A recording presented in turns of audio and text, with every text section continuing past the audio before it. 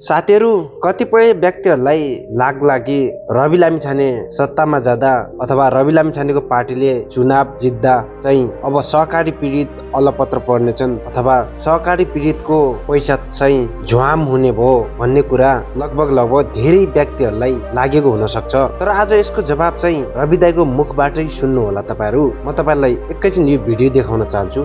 एकैछिन यो भिडियो हेर्नु त साथीहरू। सहकारी पीडितहरूले तपाईलाई प्रश्न गरेका छन् कि यो चुनावमा सहकारी पीडितले भोट किन हाल्ने भनेर जवाब के छ तपाईसँग?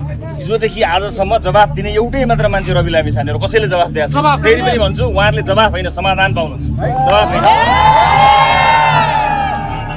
जवाफ त तपाईलाई जवाफ त कति दियो सजाय पनि भोगियो नगरेको, तर समाधान दिन्छु ढुक्काउनु भयो। यही एउटा प्रश्नको लागि 3 घण्टा पुरै मैले आज हजुरलाई धन्यवाद समय हस्, धन्यवाद।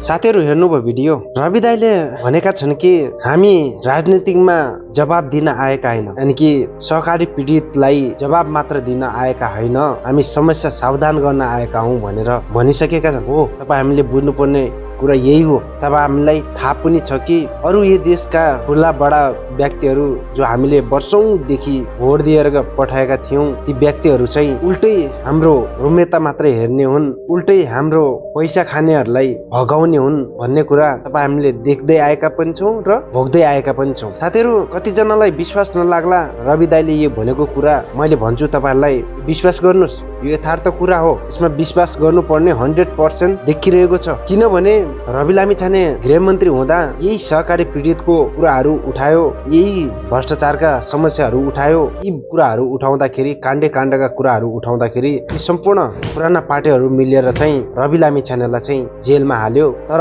यही सहकारीको केस लगाएर चाहिँ जेलमा हाल्यो। अब कतिपय सहकारी पीडित साथीभाइहरू अथवा आमा बुवाहरू दाजुभाइहरूले चाहिँ सोचेको पनि थियो होला कि अब रवि लामिछाने जेलमा गयो, अब हामीले आफ्नो पैसा फिर्ता पाउँछौँ अथवा हामीले न्याय पाउँछौँ भन्ने सोचेका थिए पनि होलान्। तर तपाईँहरूले देखिसक्नु भयो नि, रवि लामिछानेलाई केवल 1 सालसम्म मात्रै जेलमा राख्यो। रवि लामिछानेलाई यी पुराना पार्टीहरूले जेलमै बसिराख्ने प्लानिङ थियो। सहकारी पीडितको पैसा फिर्ता होइन, सहकारीको समस्या समाधान गर्न होइन, केवल रवि लामिछानेलाई जेलमा कोस्नको लागि मात्रै यो सामान्य कुरा देखाएको हो। अथवा रवि लामिछानेले गर्नै नगरेको चिजलाई गरेको भनेर जेलमा हालेको हो रवि लामिछानेलाई। तपाईँ हामीले देखिसकेका थियौँ, रवि लामिछानेलाई 1 सालसम्म जेलमा हाल्दा पनि न यो केपी शर्मा ओलीले सहकारी पीडितको समस्या नै समाधान गर्यो, न सर्वसाधारणका समस्याहरू समाधान गर्यो। उल्टो देशमा विभिन्न आतंक मचाउन थाल्यो, देशमा सोशल मिडियाहरू बन्द गर्न थाल्यो, विभिन्न जनतालाई दुःख दिने काम मात्रै गर्न थाल्यो,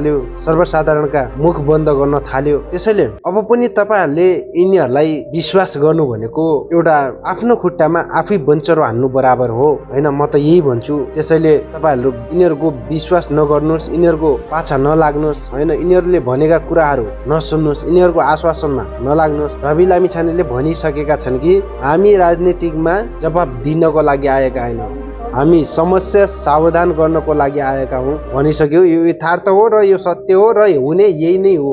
यदि सहकारी पीडितलाई कसैले न्याय दिन्छ भने त्यो रवि लामिछानेले न्याय दिन्छ, अथवा उहाँहरूको पैसा सही सलामत फिर्ता यदि कसैले दिलाउन सक्छ भने त्यो हो रवि लामिछानेले नै दिलाउन सक्छ र रवि लामिछानेले दिन सक्छ हैन।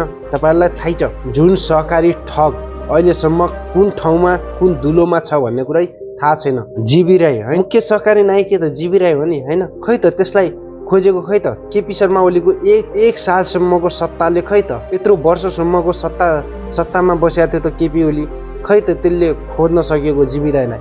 असली सहकारी त भागेको छ नि। तपाईँ हामीलाई थाहै छ नि, तपाईँ हाम्रो आँखामा छारो हाल्न खोज्ने यी भ्रष्टाचारी नेताहरूले, तपाईँ हामीले सजिलै मान्दिने यी भ्रष्टाचारीका कुराहरू। त्यसैले सम्पूर्ण सहकारी पीडित दाजुभाइ तथा दिदीबहिनीहरू सम्पूर्ण तपाईँहरू यो कुरालाई चाहिँ 100% मान्न जरुरी छ र मान्नु पनि पर्छ। जब रवि लामिछाने सत्तामा जान्छ तपाईँहरूको समस्या समाधान चुटकीमा निकालिदिन्छ। यानि कि तपाईँहरूले सायद मलाई लाग्छ तपाईँहरूले पैसा पाउनुहुन्छ, तपाईँहरूको जति पनि नखाई नलगाई राख्नु भएको छ, बचत गर्नु भएको छ सहकारीमा, त्यो पैसा तपाईँहरूले सही सलामत पाउनुहुन्छ। त्यसैले रवि लामिछानेलाई विश्वास गरेर यसपालिको भोट चाहिँ जसरी पनि रविलाई दिनुपर्छ भन्दै आजको लागि बिदा हुन्छु। जय देश, जय रवि दाइ।